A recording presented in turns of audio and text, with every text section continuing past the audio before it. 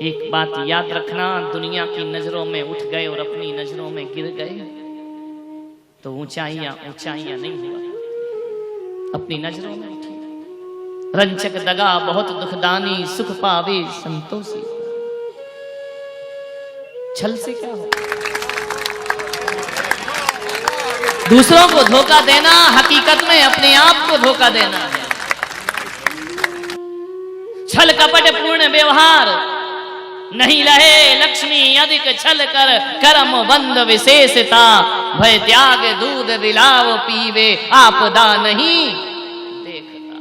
आप समझते हैं कि छल कपट से सब कुछ मिलता है।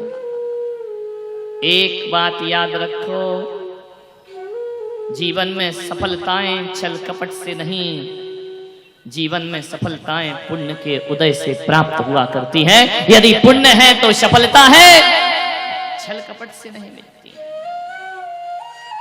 दूसरों को छलने वाला, जो दूसरों को छलता है, छाले उसके सीने में पड़ते हैं। अहित तो अपनी आत्मा का होता है। छल कपट क्या होता है? बाहर से अपना दिखने वाला, भीतर से अपनी काट करने वाला छली कहलाता है, कपटी कहलाता है। और ऐसे लोगों से संसार भरा पड़ा है। संसार ही नहीं भरा पड़ा है, हमारा परिवार और रिश्ते नाते कपटपूर्ण व्यवहार।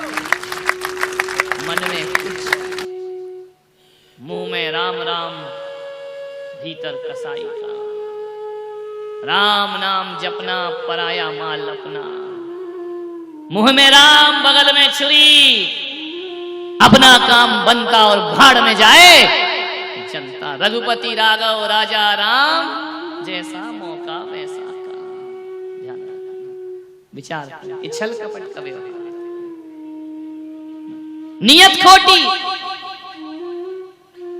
ये मत समझना कि जो मीठा बोल रहा है वो मीठा ही होगा। नमन नमन में फेर है, अधिक नमे बेईमान। जो ज्यादा मेरे पास आते हैं, महाराज आप ही सब कुछ, आप ही ये, आप ही सब नंबर 1 के बदमाश लोग, इनसे बच के रहना। खतरा उनसे नहीं जो दूर रहते हैं, खतरा उनसे जो निकट रहते हैं। ध्यान रखना, अपना बन के घर लूटते हैं। कमरे में भाषा कुछ होती है, कमरे से निकल के भाषा कुछ और हो जाती है। महाराज के सामने भाषा कुछ होती है, महाराज से दूर होकर भाषा कुछ और हो जाती है। यहां आते हैं तो लगता नहीं यही अपना पक्का चेला। ध्यान रखना, 25 साल हो गए मुझे घास नहीं छील रहा। लोग परिचय करके परिचय पाते हैं, लोग कुंडली देख के भाग्य देखते हैं, लेकिन मैं तिलक सागर कुंडली नहीं देखता। मैं चेहरा देखकर बता देता हूं तुम कितने गहरे पानी में हो। गुरु से शिष्य की कौन सी बात अनजानी है? गुरु से शिष्य की कौन सी बात अनजानी है? अरे सागर को मालूम है बूंद में कितना पानी है। ध्यान रखिए, कहां से सब जानते हैं। ध्यान रखना, नमन नमन में फेर, अधिक नमे बेईमान। दगाबाज दूना नमे, चीता तीर कमान। कभी देखे तो ज्यादा बटरिंग करते, अरे महाराज आप ही हैं, बरसों से इंतजार, आप ही हमारे गुरु, टीवी पर देखा, ये देखा। सावधान, खतरनाक आता है। ध्यान रखना, उत्तम आर्जव था, मीठा बोल के गला काटते हैं। समझना, मैं तो सावधान रहता हूं, सावधान तो तुम्हें रहना है। ध्यान रखिए, मेरा क्या है, मैं आज हूं, दिवाली बाद चला जाऊंगा। दिवाला तो तुम्हारा निकलना है, रहना तो तुम्हें है, उठना बैठना तो तुम्हें है। मेरा क्या, मैं तो रमता जोगी और क्या करेंगे। इसकी बात तो हम अलग समझ, मीठे बोलने वालों से बचिए। नमन नमन में फेर है, अधिक नमे बेईमान। एक आया, बोले महाराज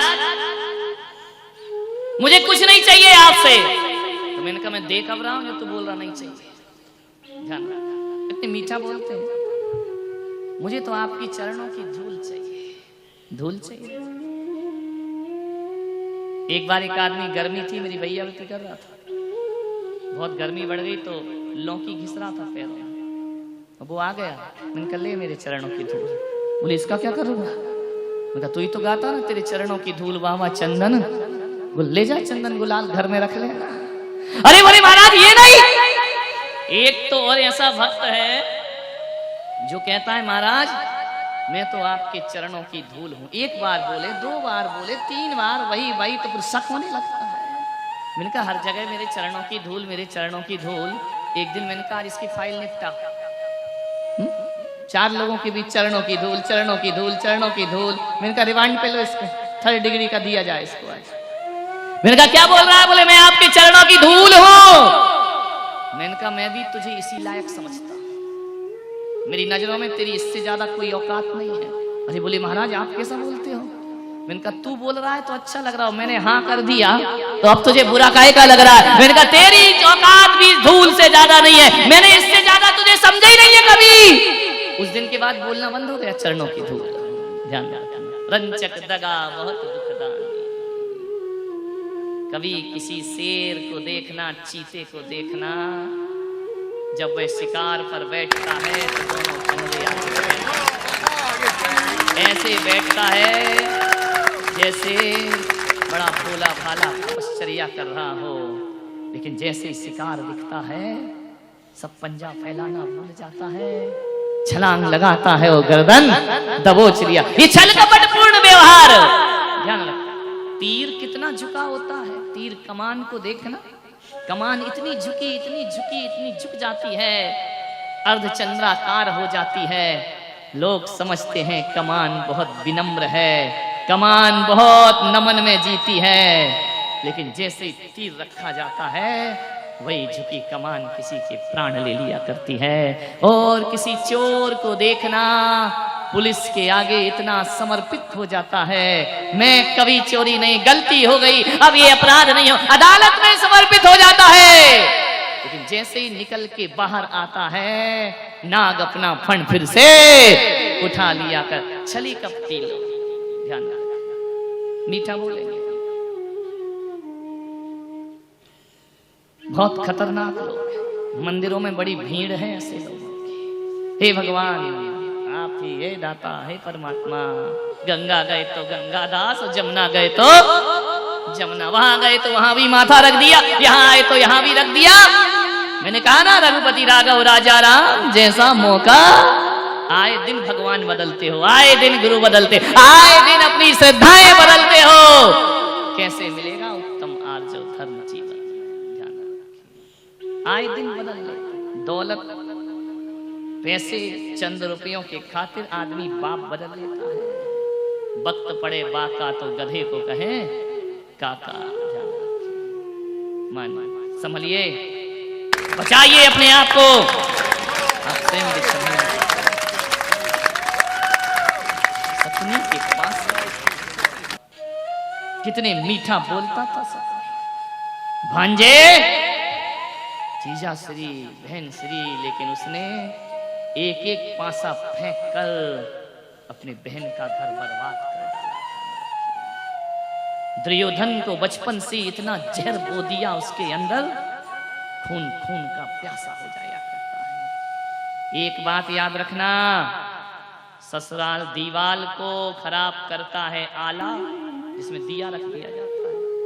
दीवाल को खराब करता है आला, ससुराल को खराब करता है साला। ध्यान रखिए, यदि साला आकर रह जाए महाभारत शुरू हो जाए। बचो साले सालियों से, ध्यान रखिए। साली क्या बेटा ये मिलेगी घरवाली, फिर बताएगी, विचार करना। ये सब छली लोग, विचार करना। रावण ने छल से सीता का हरण किया। यदि रावण के रूप में आता तो सीता का अपहरण कभी नहीं होता, लेकिन रावण जब साधु का भेष धारण कर लेता है, छल और कपट से तो सीता जैसी रानी भी धोखा खा जाया करती है, ध्यान रखिए। लेकिन रावण सोच रहा था कि छल से सीता को ले आया तो विश्व विजेता बन जाऊंगा, त्रिलोक विजेता बन जाऊंगा।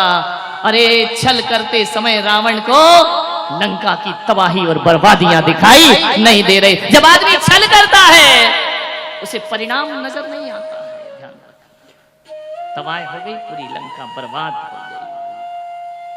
राम का इतना पवित्र जीवन, राम जैसा जीवन जगत में किसी का नहीं, लेकिन एक जगह राम को भी एक कलंक लग गया, ध्यान रखना। उनकी महानता पर प्रश्न चिन्ह लग गया, उनकी महानता पर एक दाग लग गया, धब्बा लग गया। कब लग गया? जब उन्होंने बाली को छल से तीर मारा। बाली ने इतनी कहा कि श्री राम तुम्हारी मेरी दुश्मनी क्या थी? सुग्रीव का साथ दिया, मुझे छल से तीर मारा। राम तुम कितने भी महान क्यों ना हो जाओ, दुनिया सब भूल सकती है, लेकिन श्री राम यदि तुम्हें मारना था तो सामने आकर के तीर मारते। तुमने छल से तीर मारकर अपनी महानता पर प्रश्न चिन्ह खड़ा कर दिया है। बड़े बड़े महापुरुष बह जाते हैं छल और बल के बीच। छलना ही तो थी, छल कपट पूर्ण व्यवहार। बहुत मीठे लोग मिलेंगे, कभी देखना एक गन्ना होता है और एक जलेबी होती है, दोनों ही मीठे होते हैं। गन्ना भी मीठा है, जलेबी भी मीठी है, लेकिन एक बात याद रखना, गन्ना सीधा है, जलेबी कैसी है? कैसी है?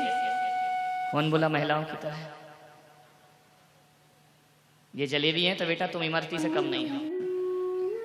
गन्ना सीधा है, जलेबी टेढ़ी मेढ़ी है। मैंने सोचा ये मीठे तो दोनों हैं, एक टेढ़ा मेढ़ा क्यों, एक सीधा क्यों? बहुत सोचा तो इसी विचार पर पहुंचा कि गन्ने की मिठास उसकी तपस्या की मिठास है। वह खेत पे खड़ा हुआ तप करता है, उसकी मिठास बाहर से नहीं डाली गई, उसकी मिठास भीतर से पैदा होती है। जो भीतर से पैदा होती है मिठास, वो आर्जव धर्म हुआ करती है, और जो मिठास बाहर से डाली जाती है वो टेढ़ी मेढ़ी जलेबी हुआ करती है। मीठा दिखती तो है लेकिन बड़े प्रपंच होते हैं उसमें, जलेबी की तरह, इमरती की तरह बाहर से मिठास डाली गई। इसलिए एक ध्यान रखना, गन्ने को कोई जड़ से नहीं खाता है, उसकी जड़ को बचा के रखता है। काना पौड़ा पड़ा हाथ ये चूसे तो रोवे, फले अनंत जो धर्म ध्यान की भूमि विषय बोवे। काना पौड़ा क्या होता है? गन्ना। ध्यान 12 भानों में पढ़ते हैं, काना पौड़ा पड़ा हाथ ये चूसे तो रोवे। गन्ने को कोई जड़ से खा लेगा तो अगले साल गन्ना नहीं पा सकता है। गन्ने को ऊपर से काटा जाता है, जड़ को छोड़ दिया जाता है, वह जड़ अगले साल फिर गन्ना बन करके प्रकट हो जाया करती है। गन्ने को जड़ से नहीं खाते हैं, उसको पूरा समाप्त नहीं करते हैं, क्योंकि उसकी मिठास स्वाभाविक है। जलेबी की तो जड़ ही नहीं है। ध्यान रखना, जो छल कपट करते हैं उनके व्यवहार की कोई जड़ नहीं हुआ करती है, वो अविश्वास का पात्र बन जाता है। मंथरा का छल, कैकेयी का छल, छल करके अपने जीवन को बर्बादियों की धार पर ले जाकर के बहा दिया था। एक बांसड़ा होता है, देखा बांस, एक बांसुरी उसी से बनती है, ध्यान रखना। एक बार रुक्मणी ने, सत्यभामा ने नारायण कृष्ण से पूछा, क्या मुरलीधर हमेशा मुरली बजाते रहते हैं? ओठों से लगा के रखते हो, सोते हो तो बाजू में रखते हो, चलते हो तो कमर में फंसा लेते हो, आखिर इस काली कलूटी मुरली में है क्या? छेदों वाली छेद ही छेद जिसके सीने में है, इससे सुंदर तो नारायण हम लगते हैं, आप हमें इतना प्यार नहीं करते जितना मुरली से प्यार करते हैं। कृष्ण ने कहा कि रुक्मणी मुरली की विशेषता है। बोले क्या विशेषता है मुरली में?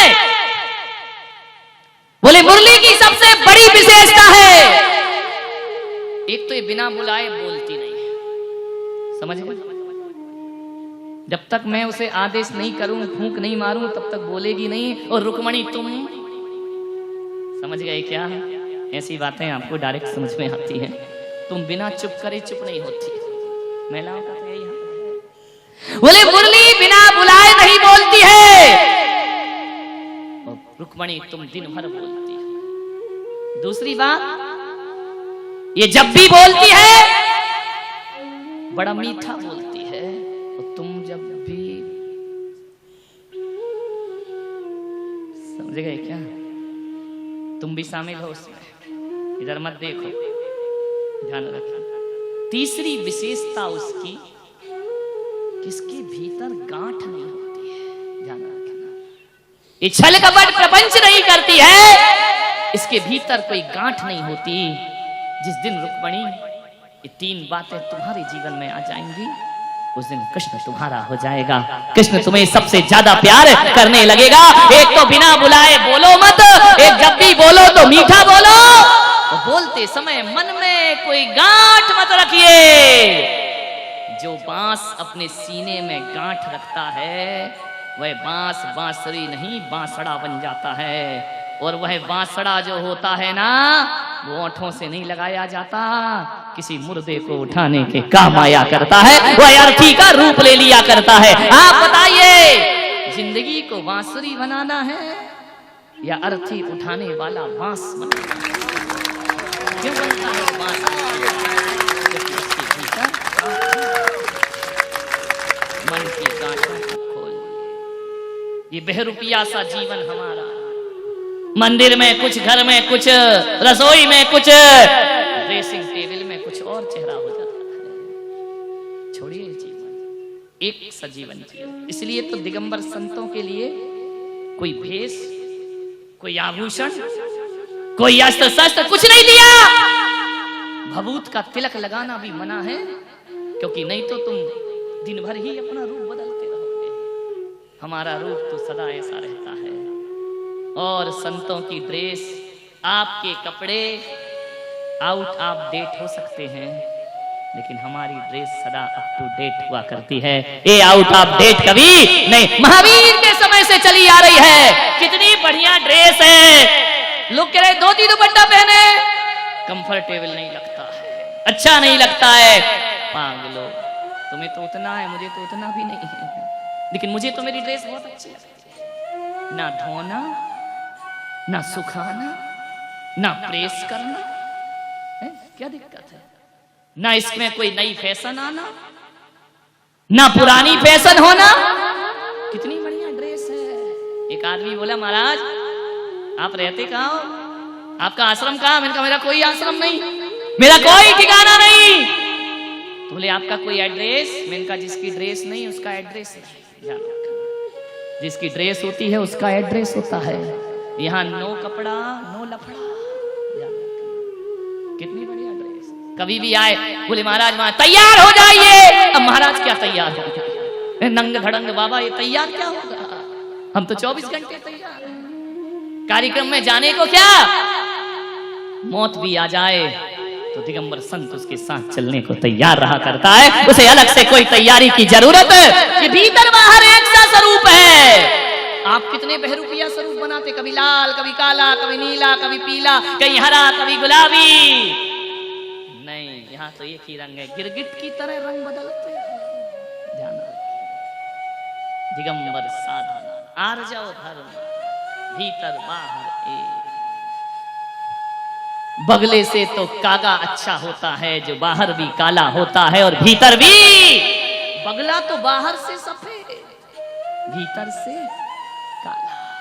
नदी किनारे बैठ जाएगा, ऐसा ध्यान लगाएगा आंख बंद करके, एक पांव उठा लेगा, बगुला भगत ना हिलेगा ना डुलेगा।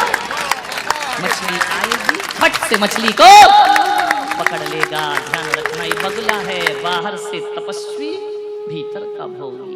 ध्यान पहचानिए अपने जीवन जिंदगी। दूसरों को ज्यादा मत छेड़ो। दूसरों का मुंह काला करने से पहले ये बात ध्यान रखना, अपने हाथ काले हो जाते हैं। और दूसरों के लिए गड्ढा खोदोगे तो वो गड्ढे में बाद में उतरेगा, तुम गड्ढे में पहले उतर जाओ। ध्यान रखिए। आग लेकर हाथ में पगले जलाता है किसे? जब ये बस्ती ना रहेगी तू कहां रह जाएगा। दूसरों का घर फूंकने से अपने घर में खुशहाली नहीं आती। घरों को बसाइए। मैं प्रवचन करता हूं, मैं उपदेश देता हूं, तुम्हारे घर अच्छे से बस जाए, तुम्हारे व्यवहार अच्छे हो जाए, तुम्हारा परिवार अच्छा हो जाए। नहीं होगा तो मेरा क्या बिगड़ेगा? लेकिन नहीं, सर्वे भवन्तु सुखिनः सर्वे सन्तु निरामयाः। कोई दुखी ना रहे।